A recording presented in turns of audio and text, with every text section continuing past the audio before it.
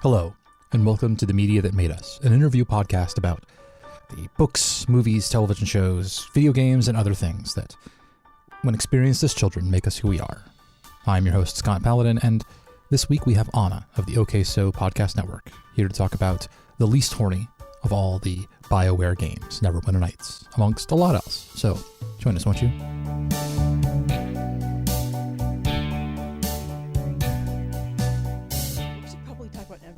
Though theoretically, I mean, it's fine. This is. I have a structure kind of, but like this is really loose, and so I don't mind setting expectations with the audience that like this is some fucking around. It's like whatever, it's fine. Welcome to The Media That Made Us. I am Scott Paladin. This is episode 1, so things are still loosey goosey and strange, and you, the audience, and our guest today will have to put up with the fact that this is the first time I've done any of this, so we'll have to put up with some of that. But we are here with a special guest today. Special guest. If someone was to ask the question, who is Anna? What answer would you like it to be? What would you like the answer to be? Oh, that's a good question. And also, I'm happy to be your test case guinea pig for all of this as we work out the kinks. For who I'd like. I mean, being a statistician is honestly a pretty big part of my identity. That, like, you know, I don't want to be like the person who's like, you know, I am my job. Yeah. But, you know, I think that it's a big part of my identity in terms of like, you know, I value the ability to like look at news reporting and stuff like that, and like you identify what is evidence-based medicine and what is just like bullshit. Yeah. Well, and I know even if you don't want to be defined by your job, you can look at it from the frame of reference that you are fortunate to have a job that already fits part of your identity. Yeah. Yeah. Yeah, exactly. Rather than the other way around. Yeah. I do a lot of crafting of like various sorts. So, you know, that kind of rotates, but it can be knitting, miniature painting. I recently grabbed a whole bunch of stuff that needed to be repaired around the house and just like sat there with a mending basket. So doing like craft stuff and handy stuff, you know, is pretty important to me. And, you know, just sort of general all around nerd TM. Yeah, I suspect we're going to get a lot of those moving forward. It'll be a pretty common refrain from the circles that I swim in. Well, that's great. We'll take this in a sort of chronological bent. What sort of kid were you? Well, so in retrospect, probably pretty neurodivergent in ways that did not get picked up on then, and like that I'm only just like realizing now. So that's fun for me. Oh yeah. Well, the 90s were a different time. I'm sort of right. Yeah.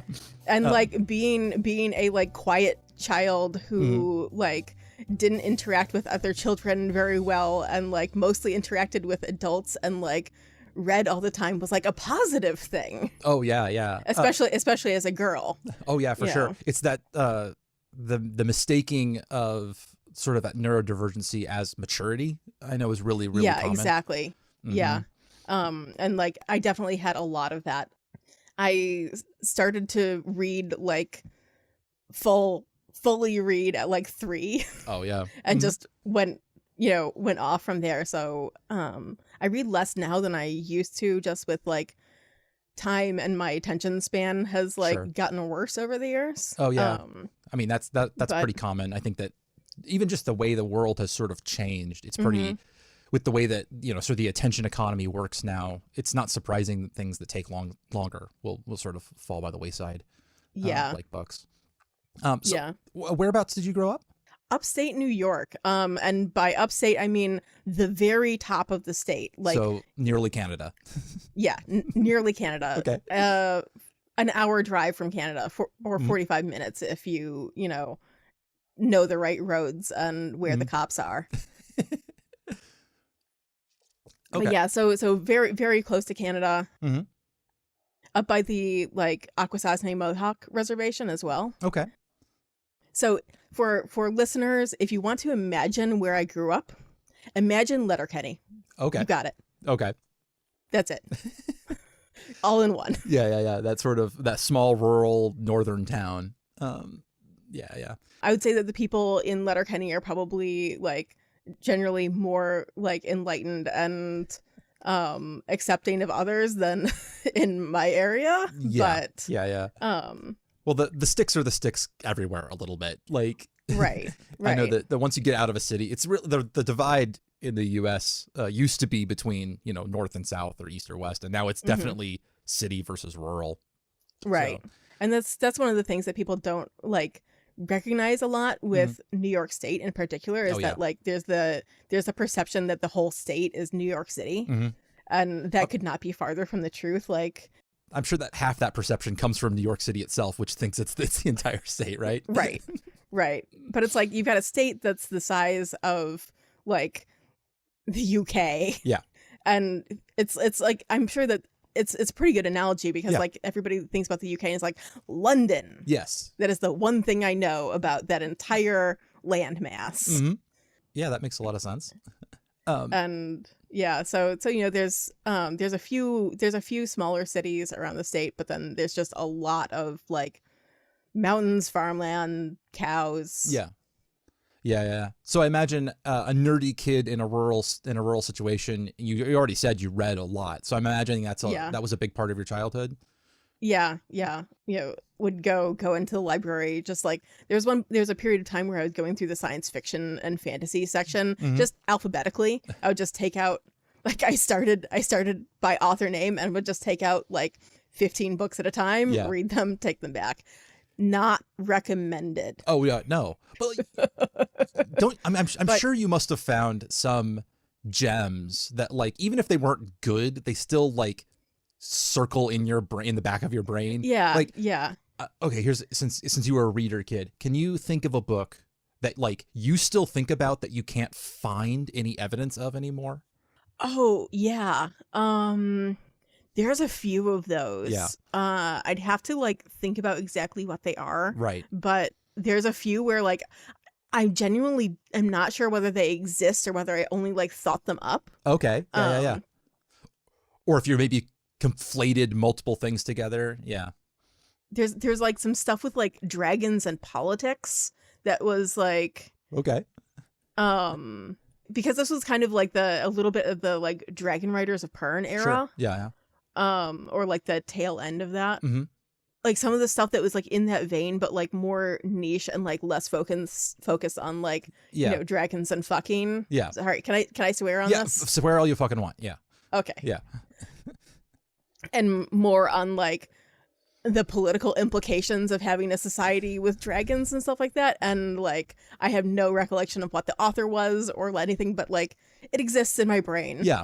I'm sure I read it at some point. It's one of those things where you're like, you couldn't even think of the correct search terms to like go looking for it. And yeah, I know exactly what you're talking about. Especially since it's one of those things where that's like an area that a lot of stuff has been written in more recently. Oh, right? Yeah. So if you like, you know, if you search for it, you're going to end up with the like natural history of dragons or the one with like, I'm forgetting the name of the series, but it's like the Napoleon, but with dragons. Okay. Yeah. And like, you know, if you search it, you're going to come up with lots and lots of modern stuff. But like there was some stuff that was really interesting that was earlier and has been just like lost to the sands of time. And I'm sure as a voraciously reading kid, you also occasionally were like, you look back and you're like, oh, I shouldn't have been given that book. I shouldn't have been allowed to touch that book at 8 or whatever. Absolutely. You're like, oh yeah, I definitely read through. Okay, so I was also an Arthuriana kid. Oh yeah. And like, okay, I love Arthuriana, especially like the really weird parts. Like, The Green Knight was one of my favorite movies of the last like 5 years, just because like it's a fever dream start to finish. Oh yeah, but it's like absolutely true to like the fever dream nature of early Arthuriana. Yeah, it's by far my favorite as well. I'm with you on that one. Yeah, but like, you know, I definitely read through like the Marion Zimmer Bradley Arthuriana stuff, which like was not appropriate for a 10-year-old to read. Oh yeah, there are so many authors out there that you're like, they probably shouldn't put this in a high school or middle school library, or like somebody should be paying attention to what you're reading, what these kids are reading, because like, fuck man. Well, and actually I'll pivot there because I actually, so with the like rural area and everything, I actually did not go to public school at any point. I didn't go to private school either. I did correspondence school. So up until for first and second grade, my parents like homeschooled me with their own curriculum, and then they were like, "This is way too much fucking work." Yeah, I imagine so. Having to like construct your curriculum for a single child. Yeah, especially since like the motivation behind this was to, to provide me with like a better education than is available in a like town of 2,000 people. Oh yeah. Because like I'm pretty sure that the local high school still doesn't have AP classes. Ooh, yeah. Yeah. And like the alternatives were like Catholic school, which no. That's certainly that comes with a lot of let's say baggage. Right. Or like my parents driving me 45 minutes and paying property taxes in an entirely separate second town. Yeah. Right. Yeah. To like enroll me at one of the schools that was like actually decent. So they went for doing correspondence school for me. So my adventures in reading were going to the public library and like, I got very familiar with the interlibrary loan system and like, got very familiar with the librarians. Yeah. I can imagine because I had some not I wasn't the rural kid, but I had some similar, just every day at the library grabbing more stuff. I know what you're talking about. So, so that's interesting. So your parents sound like they were very motivated for you to have an education and to experience, or to have those tools to you. Does that? Yeah. But they were in a very rural area. Was that where they were like just where they had grown up, or did they move there for just out of curiosity? If you don't want to answer, of course, I'm sorry. Oh well, this isn't a I don't want to answer laugh. Yeah. This is a like. So the first thing you need to understand about my parents, is that they were hippies. Oh, okay, yeah, that says a lot. And in the case of my mother, she's no longer a hippie because she's deceased. In the case of my father, he is still a hippie, basically. So the reason that they settled in rural upstate New York, was so that is where my dad came from, and my mom was from Rochester. And they'd both attended like it's a kind of town and gown area too. Yeah. So like there's a few like private and state universities in the area. Okay. So they attended those, and so they settled because land was cheap and they wanted to form a commune. So part of my dad's property is the old greenhouse, which now has since it has the correct angle and everything, and now it has the solar panels on it instead because it never worked very well as a hydroponic greenhouse. So this is what you need to understand about my parents. That's great. I mean, like, yeah, I love that. So you're of the era where I'm sure there was the family computer, right? Yeah. And that started with a Macintosh SE. Yep. Yeah, that was the first computer that I like really like used, and eventually that came. Well, there wasn't so much the family computer because I would always get the computer that used to be the family computer. Oh, okay. So like, when my dad upgraded from the SE, I got the SE to play with for years and years and years. Yeah, you got the hand-me-downs. And then, so like I generally got the hand-me-down, and like I got the SE when I was like 6 or something like that to play with, that, and like, it's like don't spill water on it, or like, Yeah, and it was the era before there was the shutdown commands on computers. You literally just flipped the big ass breaker off. Right. and like, it was very much like, what's the worst that could happen to the kid playing with the computer? We'll get some like rudimentary typing games and like, play with the Paint program and word processing and learn to type and all of those. It's like, hey, why not? Yeah. And it's also the era where computers, you had to like, it wasn't just pick it up and use it. There was a certain amount of like learning how to fucking manage this thing so that you could actually get to the games that you wanted to play and stuff. Yeah. So it's like almost have to work for it a little bit before you can get to your to your fun, I guess is what, as opposed to just, you know, downloading an app and opening it up. Yeah, but then exactly.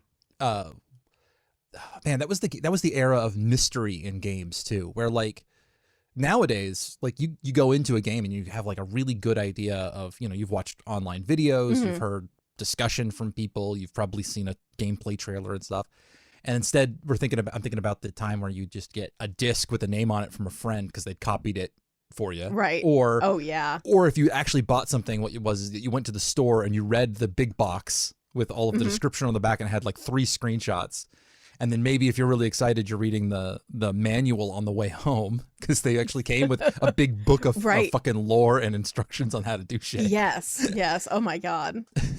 I still have my boxes for Myst. Oh, Myst. Yes. And its sequels. Oh yeah. Myst is a fantastic series. I will tell you a short story, which is that no game in my childhood scared me more than Myst. Oh, interesting. Yes. It's because I played a lot of Doom and Wolfenstein 3D and stuff. And those were pretty much not the only games, but that was the bulk of gameplay that I had done before I picked up Myst. And so all the games were ones where things came out and shot you and like there were enemies.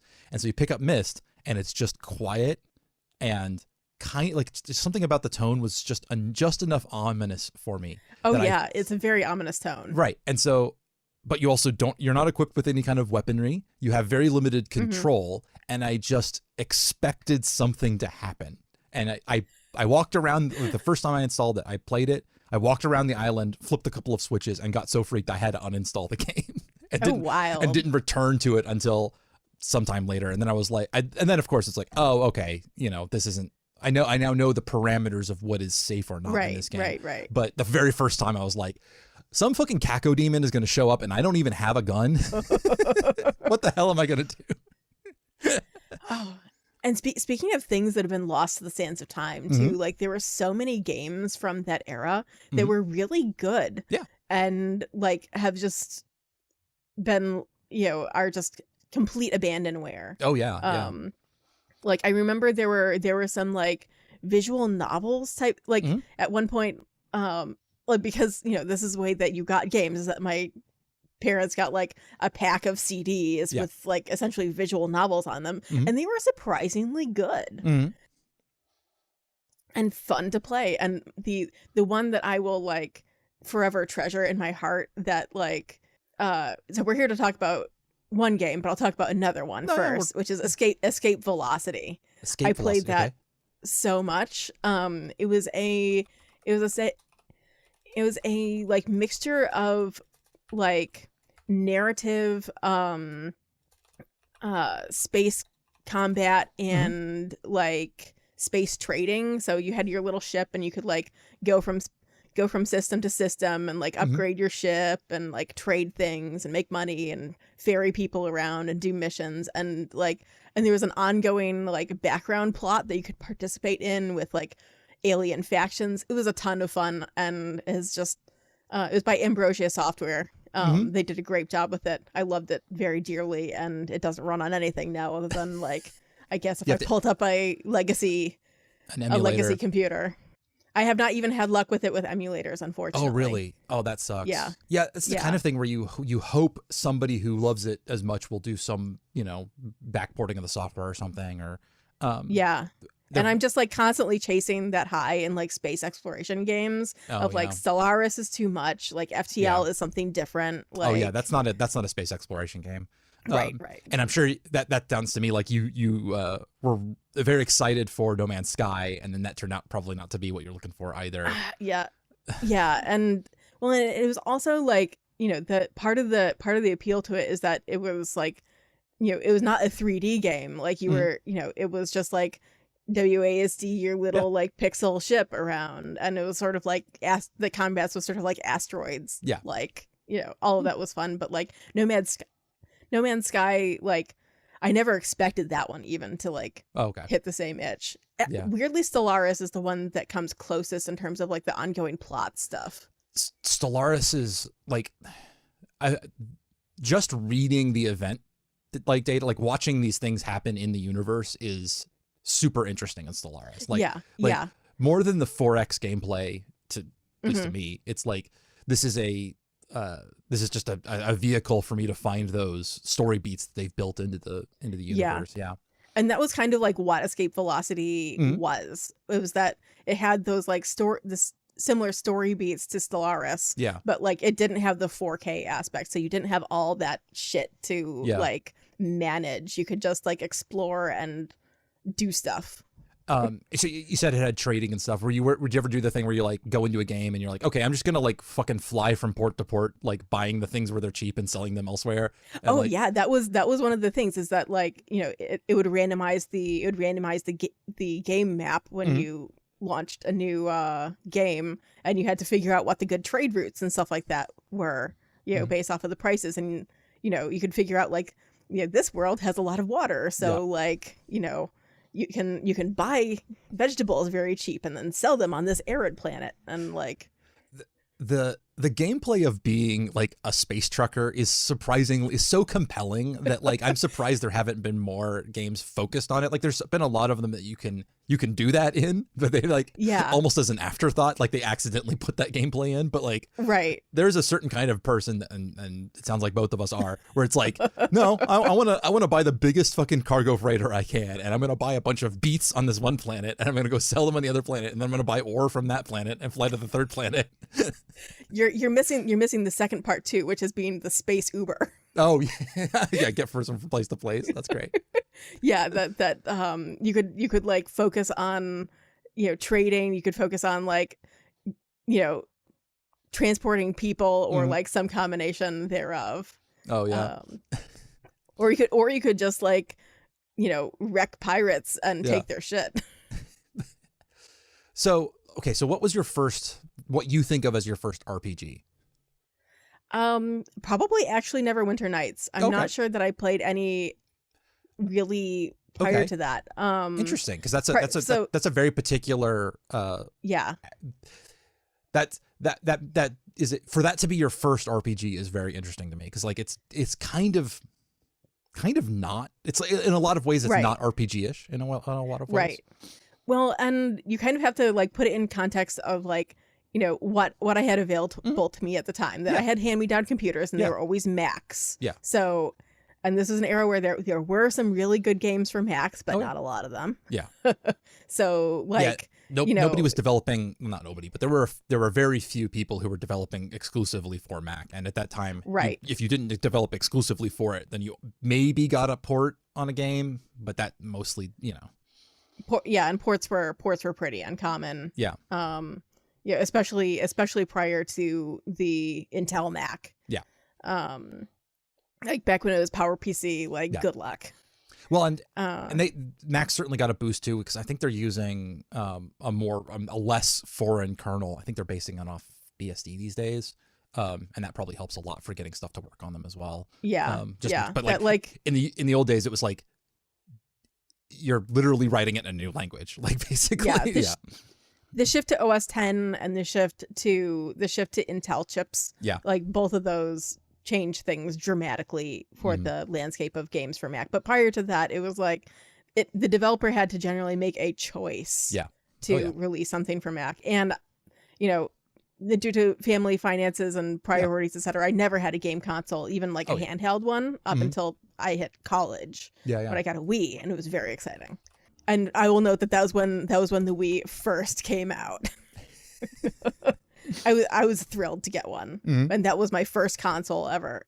So there really weren't a lot of like, you know, there were a lot of story games, and like space games. So, you know, prior to Escape Velocity, I played a lot of NetTrek. Okay, I still had the floppy disks for that. I'm not familiar with that one. Oh, it was a Star Trek thing. They could play as a Terran, a Romulan, or a Klingon, or possibly something else. And like it was LAN, so you could like, you know, cool. You could network up computers together and like have pixelated space battles. Awesome. So your first, I mean, we're here to talk about Neverwinter Nights. That's what you wrote on the document, just to let people peek behind the curtain as we try to segue into it. Yes. So that was Was that a hand-me-down game, or did you pick that up at the store, or? It was a friend of mine who, like, this is like in the realm of friends where I didn't see her very often. Okay. Like, we were about 2 hours drive away, but she had similar gaming constraints and was like, hey, there's this game that's coming out for Mac. Do you want to go in on it together and buy it? So we each contributed half and like installed it on both of our computers using the discs, because like you could do that those days. Yeah. You could just install it wherever you owned the game back in the day. Right. And like we could never play multiplayer together because we had the same like CD key. But past other than that, like everything worked perfectly fine. Yeah. Don't worry about it. Yeah, exactly. Like so we like each chipped in like $25 or whatever it was. And it was really exciting to have something that like felt like a real game come to Mac, right? That it was like something that had like 3D graphics. Oh yeah, 3D acceleration, and like it actually ran pretty well too. Like like it ran, actually, honestly, it ran very well. Like if you really like abused it and had really, really big areas, it would struggle. But like, that's true for anything, honestly. Yeah, of course. You can always push it too far. That's kind of how I got into it, and it was just like obsession. I must have played like the number of hours I have clocked into that game. This is pre-Steam, so I don't have a count on it, but it's got to be in the like thousands, easily, like multiple thousands. So in case a listener has clocked into this podcast and isn't familiar with Neverwinter Nights, can you give us the broadest possible explanation of what this game is? Yeah, sure. So it's a fantasy RPG originally released in 2002 by BioWare and Obsidian, published by Atari.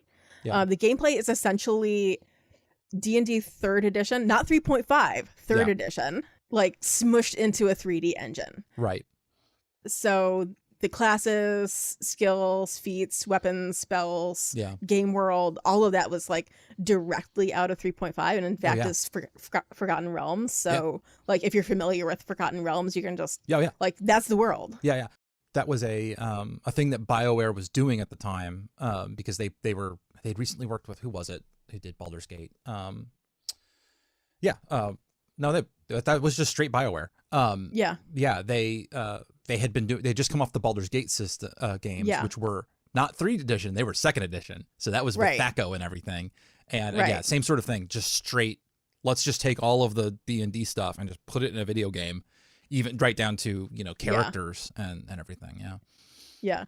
And notably also Baldur's, I probably would have potentially picked up like Baldur's Gate or Icewind Dale or whatever ahead of Neverwinter Nights, but they were not for Mac. So they actually were. They were really? Released on it. Yeah. Okay. I don't know if now I don't know the timeline on that. I just happened to be looking at the Baldur's Gate Wikipedia article, and it says Mac OS on it. Interesting. But that entirely could have been. It could have taken years or whatever. It could have been one of those. I know that they run on Mac now, but I think it's like via redo / I think that's just the ports. I don't remember them being released on Mac originally. Yeah. But like all of these are on everything now because that's kind of how either see these days either games are lost completely to the winds of time or they are perpetuated forever on every single platform, like Skyrim. Oh yeah. And just continuously re-released over and over again like a zombie. Skyrim 150th anniversary unchanged. We fixed 3 bugs. And introduced 5 more. Don't worry, your companion will still glitch into that mountain. and die. You can still download the... and then their wife will kill you. And you can still download the My Little Pony Dragon mod. Yes. I love Skyrim, but also what a garbage game. Yeah, the Elders... we could spend a whole day talking about the adorable jankiness that is the Elder Scrolls series. Because that's all of them. It's not just Skyrim. Skyrim's the one that everybody knows, but like fucking Morrowind and like Oblivion are not. They're not better. It's not like Skyrim was. Skyrim was better. Yeah, Skyrim was the best version of that. Okay, but. So back to Neverwinter Nights, because this is the what we're here for. So you hadn't previous. I mean, well, it sounds like you definitely were very interested in the stories of games leading up to that point. Yeah, and a lot of the games that I did play, a lot of the games that did come to Mac were the more like visual novel, like storytelling type games. Like like Myst is a story, like it's a puzzle game, but it's also a storytelling game. Like you're having to work through the puzzles and not only like do the mechanistic, but like solve the puzzles, but you have to understand the game world and like infer what happened in order to solve it. Yeah. Any game where they expect you to read the in-game books in order to like actually progress, definitely story game. Yeah. Like that those are the sorts of games that I like largely played, and so I think Neverwinter Nights like really segged into that very nicely. Sure. So I'm curious, had you any experience or even exposure to D&D before you got into Neverwinter Nights, or was Neverwinter Nights the entry point for you? It was essentially an entry point that like it was something that I was aware of and familiar with, but like in the late 90s, early aughts in a rural area, any D&D group that did exist would not have welcomed me. Oh yeah. So like, and we didn't have like Roll20 or like any of the current systems for being able to play these things with long distance friends. And like, it's not like I was, a stranger to online communities. That I, despite being stuck with dial-up until high school, until mid-high school, I still like, was active on a bunch of like digital communities and, had some like early fandoms, of which I will not speak their name. Sure. If you want to find out, listen to Bad Pod, where I reveal my shame. Just out of curiosity, was that the BBS era for you, or were you online forums type? Online forums and like GeoCities web rings. Yeah. That's what a good time. Oh yeah. The Wild West of the internet, truly. Jeez, yeah. Like, yeah. It really was a different time. Like, people think about like, oh well, the TikTok is doing whatever for the children, and it's like, you realize that like in like the early 2000s, you could just accidentally come across beheading videos, right? Like, you didn't have to go looking for this shit. Like, it was just there. The internet really was lawless. And like I was on some like early fandoms, for fandoms for old sci-fi shows of dubious quality, shall we say. The sorts of things that like a 10-year-old might like get super into without realizing that there's like objective quality concerns. Children do not have taste. It's not even that they don't have good taste, it's just they don't have taste. Like you just latch on to whatever. It had aliens and cool like space battles. It was fine. Like it had Gene Roddenberry on it. Yeah. That was the seal of approval. I love Star Trek, therefore I should love this. And I was also on there's an old digital art website called Digikitten. Okay. I don't know if you ever heard of it. No, it was that one's new. It was relatively small and niche, but it was like specifically focused around like it had forums for like learning skills, and it had a lot of like a mixture of like older people and younger people,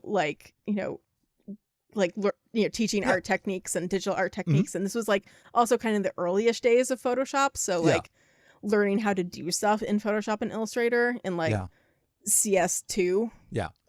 And the other thing it had was it had, I think it was called Photoshop battles, where like you would like have a friend and you would like just pass a file back and forth and like try to make like a working piece of art each time. And then the next person, like, then that person would make another piece of art based off of what you made, which was, a very early, it had the very early vibe of like the rip mash sample share type of thing. Very cool. Yeah. So okay, so you're very interested in the stories of games and stuff like that.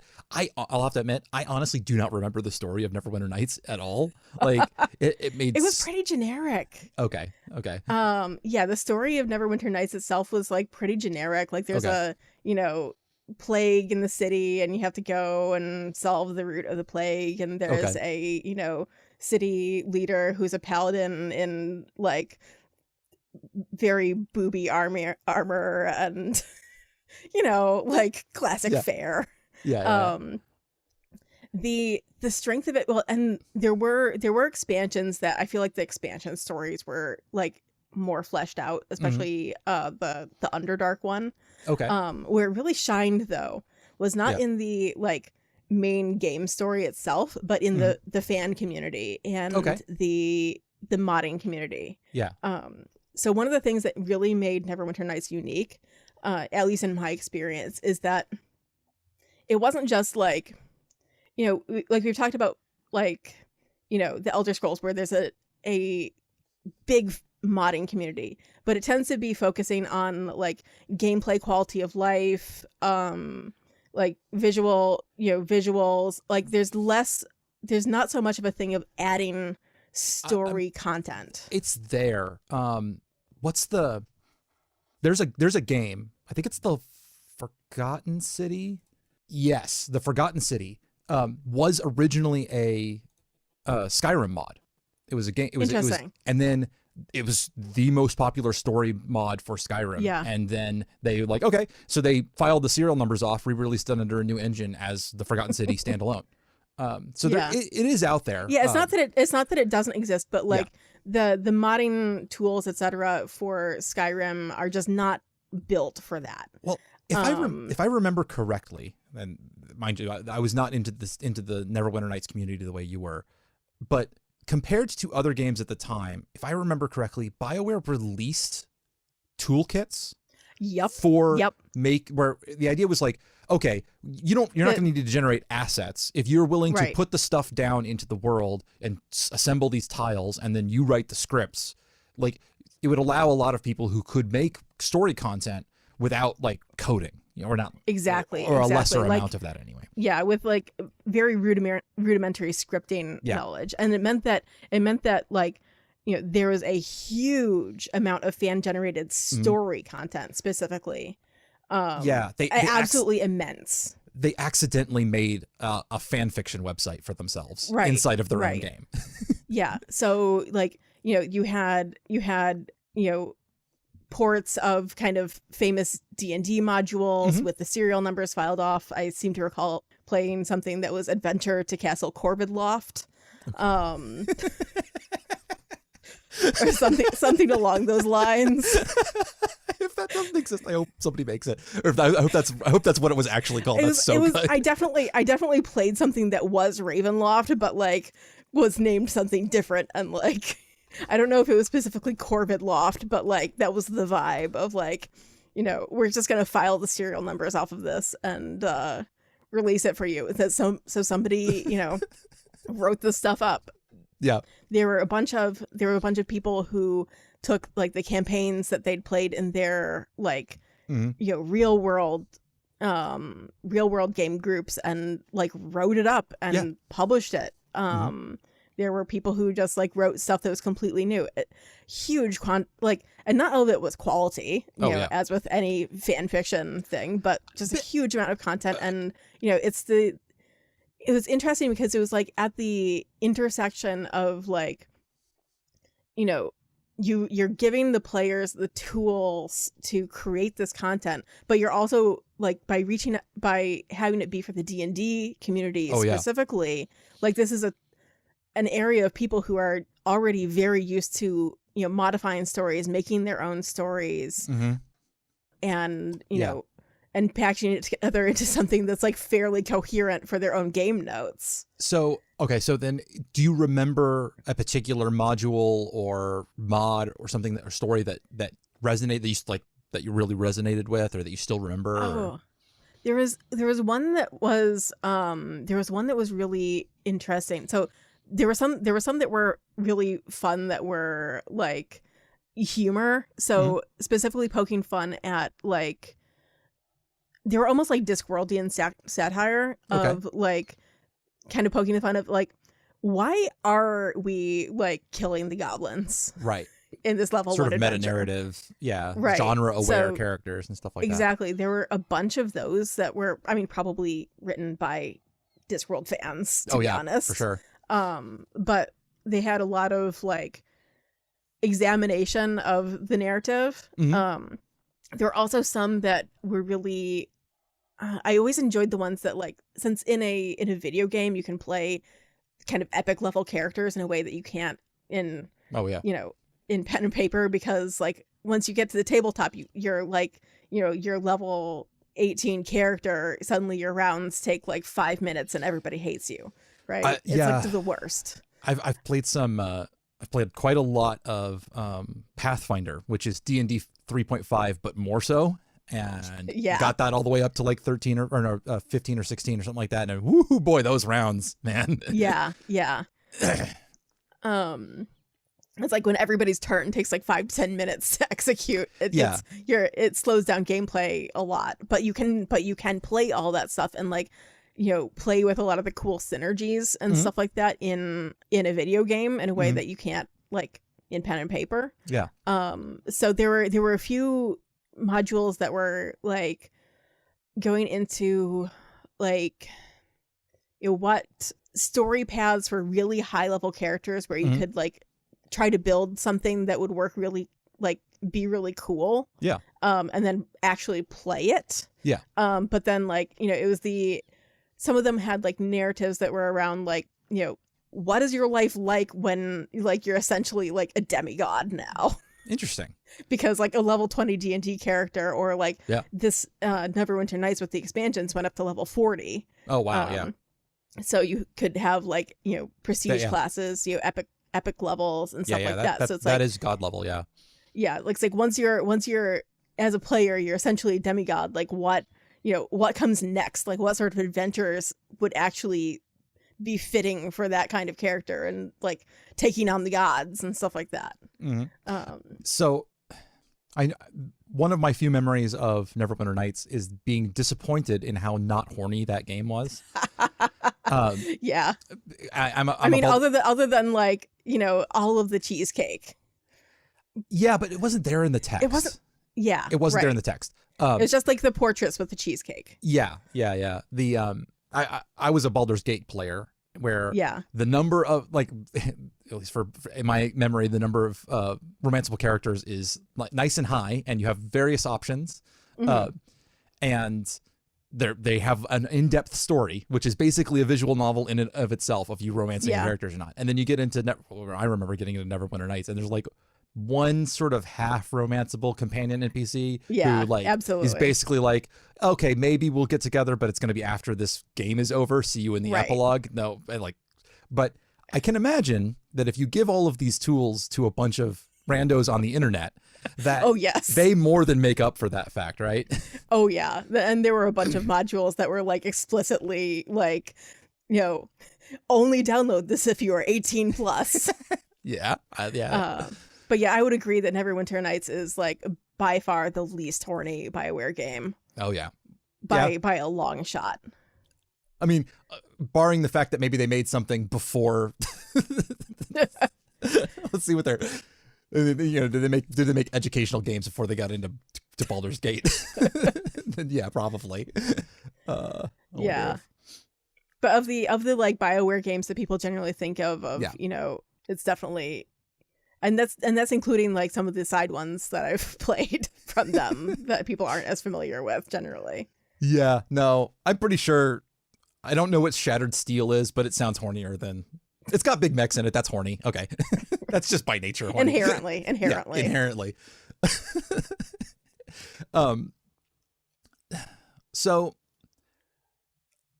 how do you like? this was an important part. You say you've played thousands of hours of Neverwinter Nights. I'm assuming that was, probably playing the main campaign at least a couple of times. Lots and lots of mods, I believe, all of that. Did that lead you to like another like you say, okay, well, from Neverwinter Nights, okay, well, there are other games in this vein, other RPGs, other story-based games. Did you take that was that a stepping stone on to further?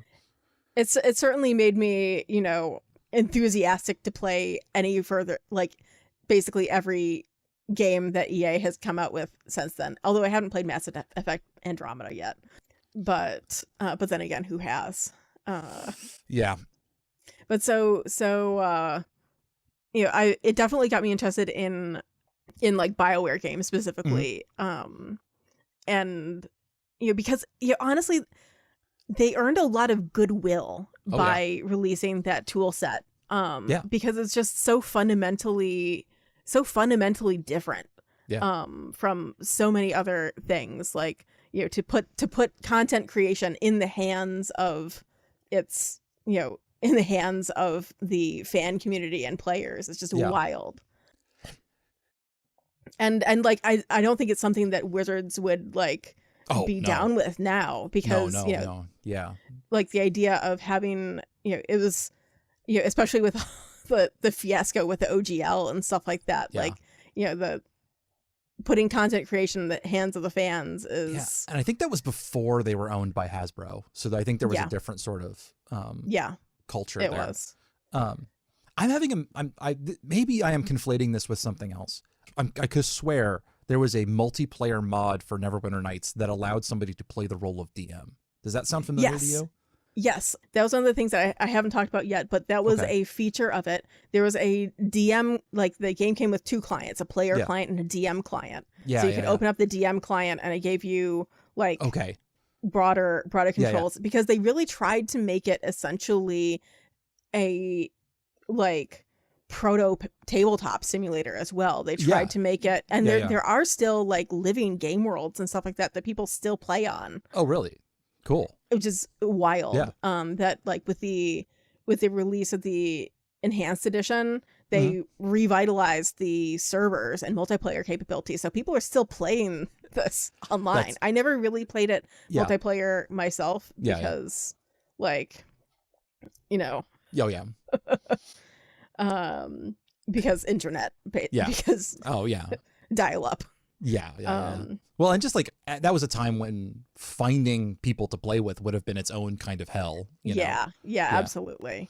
But it was, they essentially tried to make it into like super proto immersive tabletop simulator that as a DM you could like push pieces of dialogue, you could dump monsters and tiles and objects and stuff like that onto the screen. Like, it was, I think, like, if you knew how to use the DM toolkit well, it wasn't that far off from like somebody who knows how to use Roll20 well. Oh yeah, and I imagine that if this had been the era of voice over IP being a more robust solution, I mean, it existed way back in the day, but it was not something you would actually want to use. So it's just sort of ahead of its time in that way. Which is and really like cool. having and communicating via text while playing a like real-time pause game is not a good experience. I imagine so. And this is before we had we all had smartphones, so we could like text on the smartphone while doing stuff on the keyboard. I mean, it was, in a lot of ways, it was before you could, I mean, like, machines at that time wouldn't even be able to handle alt tabbing to go to like you wouldn't have two screens with a AIM client or something up on the second screen. Like, so you have to have done everything in game at the time. It was it just sounds like it was what's the word? Audacious. Ambitious. That's what I was thinking. It sounds really ambitious that it was just kind of not quite there for, maybe if they'd done it 10 years later, they would have been a Morpeg basically at this point, or a modern MUD basically. And I think people have constructed essentially MMO servers for it and stuff like that, which is wild. It's just so many like really innovative choices with the game. It's super cool in both at the time and in retrospect, looking at like what they did with it. So this was nearly 20 years ago now at this point. Yep. Yeah, I mean, it was released in 2002, so over 20 years ago now. Yeah, 21. Oh, Jesus Christ. The onward march of time can go fuck itself. Anyway, that means that you've got, quite a bit of perspective on this. Do you feel like your experience with Neverwinter Nights changed how you looked at media going forward, or is there a framework that it built for you or anything like that? Or I mean, it certainly got me into D&D and tabletop role-playing games. I don't think I ever necessarily would have gotten into any of that, that without without playing the game in some ways. That at the very least, it made me extremely familiar with 3.0 rules. Oh, yeah. And so, when I finally got into a actual real life 3.5 campaign, I was like, hey, you know what? I know this. Yeah.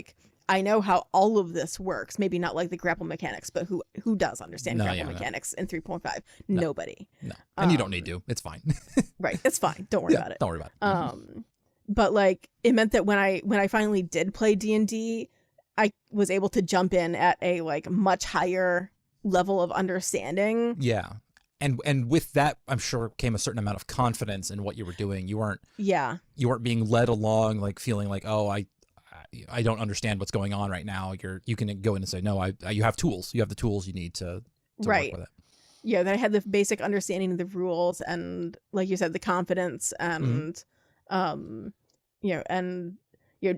having to go back and ask questions about what does this one do again, and how do I do skills, and what is a level? Yeah, and all of that.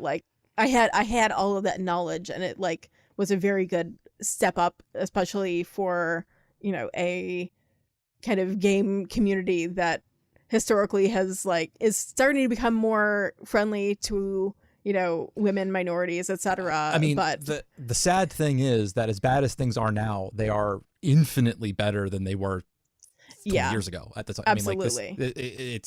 I mean, we've I will not begrudge the fact that things are still imperfect in a lot of ways, but it says something that this is the much improved version of this culture in a way that and it's one of those things, because the decision that BioWare made, both with that and with Baldur's Gate, where they were using 2nd edition, and Black Isle did this too with the Fallout system, where you just take a tabletop system, a tabletop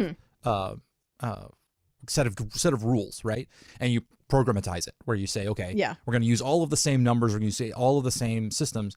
In a lot of ways, as a game designer, that's a terrible decision, because all of these things that work on a table don't necessarily translate to a game, to a video game. Right, absolutely. All tabletop board game apps are so hit and miss sometimes too. Well, and tabletop RPGs especially, and as time goes on, they've gotten more so, where they really rely on the sort of lubrication that comes with you being in person and dealing with all of these rules, not as a computer program, where it gives the DM freedom to make calls and make changes and do weird things that are outside of the realm that the designer meant for. And so when you take something that uses that as a strength and you strip that out by putting it into a program, I've long thought these games would be better if they had been designed from the ground up as a video game. Mm-hmm. They said we're gonna take Forgotten Realms and we're just gonna write a similar but different RPG engine behind it. But it occurs to me that's called Dragon Age Origins, Scott. Yeah, I know. But speaking of BioWare. But what hadn't occurred to me was the idea that although it wasn't necessarily the best decision for those games, ultimately it's worked out, because I'm sure there are lots and lots of people out there like you who would never have picked these things up because of, for example, the culture that existed at the time, or just not being familiar with it and being intimidated by, because those source books are huge, right? And having to just feel like you have to know everything before you can get started. Whereas if you have a computer giving you that same introduction, well, you can fuck around with it and you're not going to embarrass yourself. Right. Especially for a game that's as rules dense as D&D 3.x. Oh yeah. I think that Dragon Age Origins actually is a really interesting example, though, because it's very similar to Neverwinter Nights in a lot of ways. Yeah. I mean, it's much hornier, better graphics, etc. But like, you know, you can kind of like draw the line very directly of like, you know, absolutely. We made this game that was like largely accessible to D&D players. What if we did something with the same vibe? What if we did the same vibes but didn't have to pay Wizards of the Coast a licensing fee and we owned the IP? Exactly. Yeah. And this worked out very well for BioWare. Yeah. Although that being said, I will remember I bounced off Dragon Age originally very hard because the world was such that I didn't have a handle on it. Interesting. Yeah. I wonder, and did you ever play Planescape Torment? Yes. I am one of the few people who doesn't like that game as much as everybody else. Interesting. Yeah, it's not that it's not good. It's a very, very good game. But I love Sigil. I love the Planescape world. Mm-hmm. But something about that particular lens is when you looking at the world through the lens of that game doesn't strike me as being as great. So I've played that game through maybe once or twice. And whereas by comparison, I've played Baldur's Gate 7 or 8 or 9 or I don't know, some ridiculous number of times because that's where my heart lives. But everybody talks about how Planescape is the best one. Like it's the one that everybody really, Planescape Torment is the best BioWare game. And I'm like, not really. I mean, to me, not really. I enjoyed it as, I always felt like it did something, like it was a slightly different vibe than some of the traditional like hack and slash sort of things like that. It was trying to tell a different story than like adventurer goes out, kills some goblins, comes back a hero, goes on to fight bigger goblins, comes back a hero, goes out to fight the biggest goblins. It's interesting because Planescape Torment, the other Forgotten Realms games by or the Forgotten Realms games by BioWare, that was my introduction to Forgotten Realms. I hadn't read any of the books. I hadn't played I hadn't played D&D before that. So that felt right to me. I was familiar with Planescape before I went in to play Planescape Torment. I had missed that game the first time around. And so I already had a conception of what Sigil and the Planescape sort of setting should look like. And I think that might have something to do with my version of it not quite matching up well with theirs. Yeah. And a lot of that has to do with, I think, it would be interesting to see somebody take on that property now, because at the time, just by virtue of how many assets you have to create and how they're hand painting all of these backgrounds and they're creating all these, they have to, write all the stuff. And it's like, they just couldn't make the world as big as I expected it to be. I always felt like you got one little corner of Sigil, and I feel like Sigil should be an absolutely massive place with tons of stuff going on in it. Yeah. Which is interesting. Strangely enough, have you played a game called Citizen Sleeper? I have not. I'm gonna highly recommend it to you. Okay. Because it's short, so you can blow through it in an afternoon probably. And that actually, weirdly enough, I feel like that has the Sigil vibes better. Interesting. And it's a cyberpunk sci-fi story game. Wild. Yes. I'll check it out. Yeah. And it's interesting because they point to a large world sort of gesturally, where you meet people in it and you move from place to place, but you're not walking along the exact path.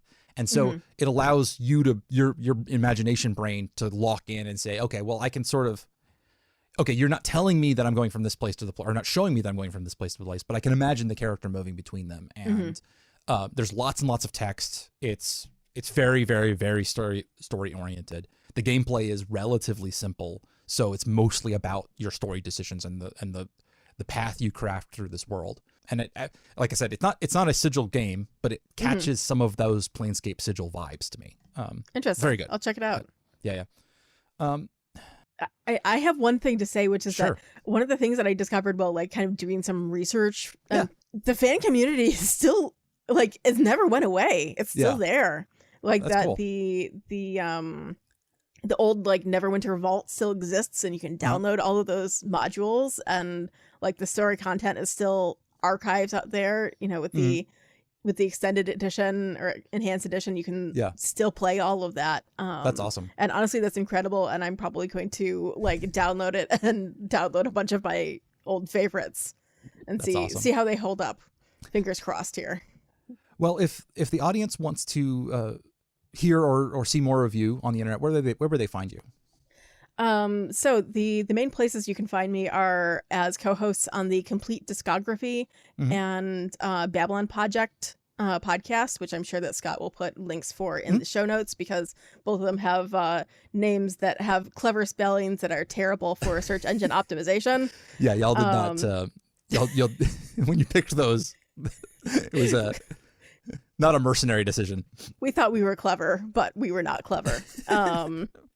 We might have been clever, but we weren't smart.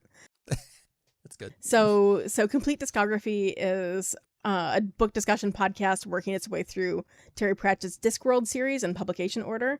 So you can check out our recent discussion of Unseen Academicals with none other than Rob Wilkins. Wow. Of at Terry and Rob. And our next up is I Shall Wear Midnight. Babylon Project is a TV rewatch podcast. So the part of that, our first season, was working our way through Babylon 5. And you can listen to Scott on many of those episodes as well. Yeah. If you want trashy, not trashy is almost the wrong word, but like imperfect 90s sci-fi media, there's nothing better than Babylon 5 for that. Yeah. Well, saying it's good is almost the wrong way to put it, but we're currently working our way through Person of Interest, and you can follow us for as yet undisclosed next project, which if you're a fan of Babylon 5 and similar and sci-fi of a similar era, I'm pretty sure that you'll be excited for it. All right. Well, thank you for joining us, Anna. I will catch the audience at some time undisclosed in the future, because this has no schedule. I'm just going to release it whenever. So. All right. Thank you for listening to Media That Made Us. If you'd like to find more information about our guest or our show, or if there is a property that you feel strongly about and would like to come tell me about, check the show notes of this episode. I am Scott Paladin, your host as always, and I'll catch you sometime because we don't have a schedule for this yet. And this has been a Library of Curse Knowledge production.